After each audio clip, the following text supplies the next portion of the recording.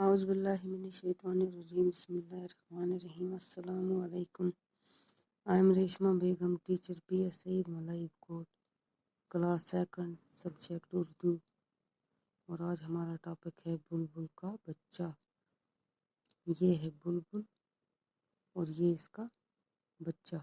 یہ گھونسلہ ہے جس میں یہ دونوں رہتے ہیں.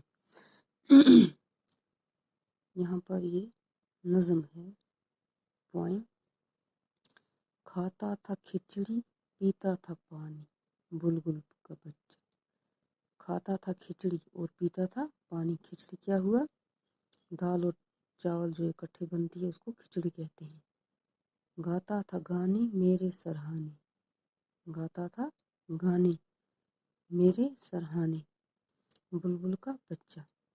ایک دن اکیلا بیٹھا ہوا تھا بلبل کا بچہ، اور ایک دن اکیلا بیٹھا تھا. میں نے اڑایا واپس نہ آیا بلبل کا بچہ. میں نے اڑایا اور واپس نہ آیا. اب یہاں پر ہے پڑھیے اور سمجھیے. کھچڑی ایک خوراک جو دال اور چاول کو ملا کر پکاتے ہیں. کھچڑی کس کو کہتے ہیں؟ دال اور چاول کو ملا کر پکاتے ہیں. سرہانے کیا ہوا؟ سر کے پاس. اکیلا کیا ہوا؟ تنہا.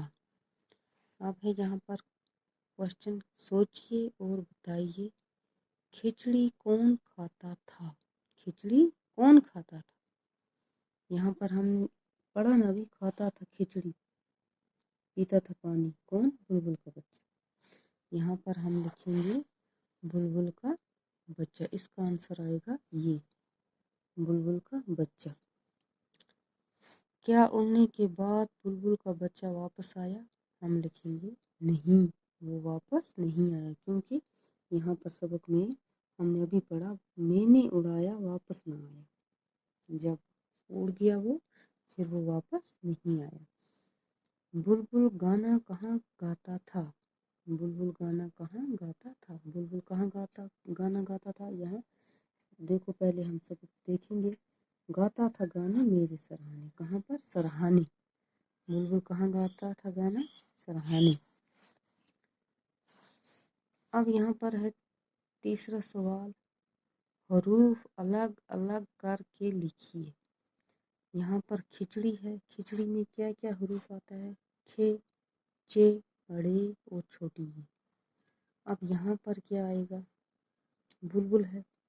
بے، لام، بل، بے، لام، بلبل. اب یہاں پر ہے پانی. پے، الف، نون اور چھوٹی ی. یہ پے ہے، یہ اوپر جو ہے یہ الف ہے، یہاں جس پر نقطہ ہے یہ نون ہے، اور یہ چھوٹی یہ. اب اس میں کیا کیا حروف ہے؟ جس پہ یہ دو کش ہیں یہ ہوئی گاف. یہ اوپر جو ہے یہ الف، جس پہ دو نقطے ہیں یہ تے، اور یہ ساتھ اس کے الف. گاف لگاتے رہتا گاتا.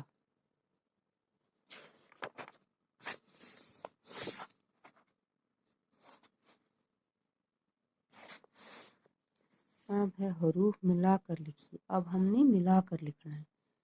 وا الف پے سین کیا ہوا؟ واپس.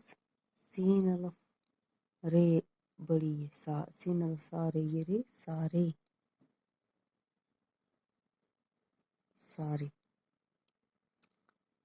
اب کھیل کھاتے رہتا کھاتا.